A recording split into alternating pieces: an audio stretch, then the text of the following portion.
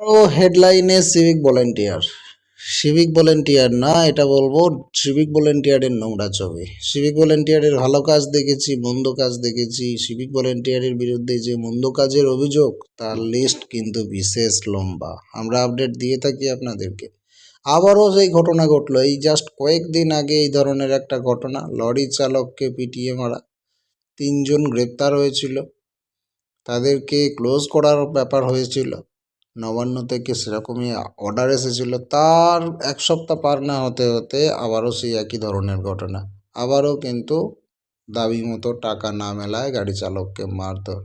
আপনারা হয়তো এই ছবি এতক্ষণে সোশ্যাল মিডিয়ায় দেখে ফেলেছেন, পুরো ভাইরাল চলছে, ক্যামেরাতে সম্পূর্ণ দেখা যাচ্ছে সিভিক ভলেন্টিয়ার কী কীর্তি করছে। পুরো ফাটাফাটি সিন, সিনেমার মতো একেবারে। আপনারা হয়তোবা দেখে ফেলেছেন, যদি এখনও না কেউ দেখে থাকেন কমেন্ট সেকশনে জানাবেন।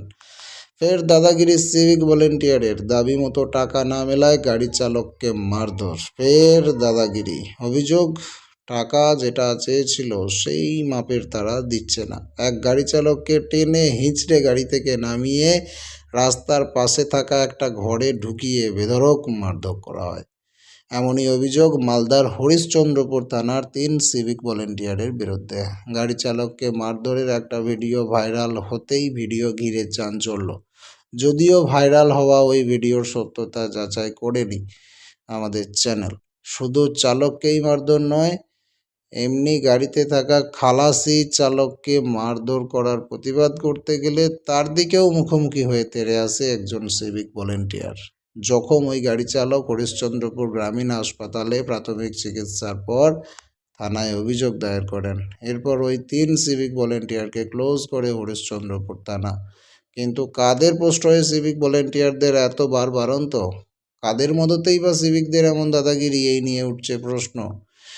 বিশেষজ্ঞ মহল, নবান্নের অফিসাররা পর্যন্ত এমনও 2-1টা মন্তব্য করেছেন যেখান থেকে তারা বলতে চাইছেন যে সিভিক ভলেন্টিয়ারদের কারোর কাজের জন্য টোটাল সিভিক ভলেন্টিয়ারের টিম আজকে অভিযুক্ত, আজকে কর্দমাক্ত হয়ে গেছে, এবং এই সমস্ত সিভিক ভলেন্টিয়ারের পেছনে থাকতে পারে শাসক দলের মদত, বা তাদের থেকেই হয়তোবা তারা এই সাহসগুলো পাচ্ছে।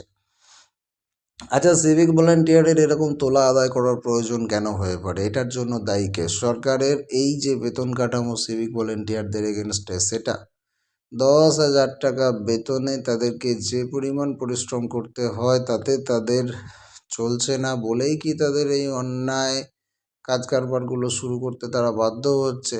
দাবি আদায় করার মতো, তোলা আদায় করার মতো ব্যাপারে তারা যাচ্ছেই বা কেন? আর তাদেরকে এতটা অধিকারই বা সরকার দিচ্ছে কেন যে তোমরা এই কাজগুলো করতে পারো, তাই না?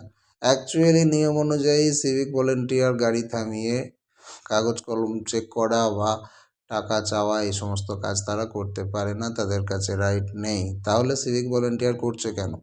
যে সিভিক ভলেন্টিয়ার যে থানার করছে, তাদের থানার কি অফিসার এই বিষয়গুলো জানেন না? তাদের অলক্ষ্যেই কি সিভিক ভলেন্টিয়ার এরকম কাজ করতে পারেন? থানা থেকে বেরিয়ে গিয়ে রাস্তায় দাঁড়িয়ে গাড়ি আদায় করা, আটকানো ইত্যাদি ইত্যাদি, গাড়ি চেক করার তাদের কোনো অধিকার নেই। না তারা এমভিআই, মোটর ভেহিক্যাল ইন্সপেক্টর বা অন্য কিছু। তাহলে সিভিক ভলেন্টিয়ারের এতটা সাহস হয় কী করে গাড়ি থামিয়ে কাগজ চেক করা, আবার সঠিক কাগজ না দেখে আচমকাই চেয়ে বসা, এত লাগবে তত লাগবে, আবার তার কিছু কম দিলে আবার তাদেরকে ধরে মারধর করা। এতটা সাহস কি সিভিক ভলেন্টিয়ারের হতে পারে? আর এরকম যদি চলতে থাকে দিনের পর দিন, তাহলে কি থানার অফিসাররা এই বিষয়টি সম্পূর্ণ অজান্তে ঘটছে? তাই বা কী করে সম্ভব? এই বিষয়ে আপনার কি মতামত কমেন্ট সেকশনে জানাবেন। পরবর্তী আপডেট পেতে নজর রাখবেন স্মার্ট দুনিয়ায়।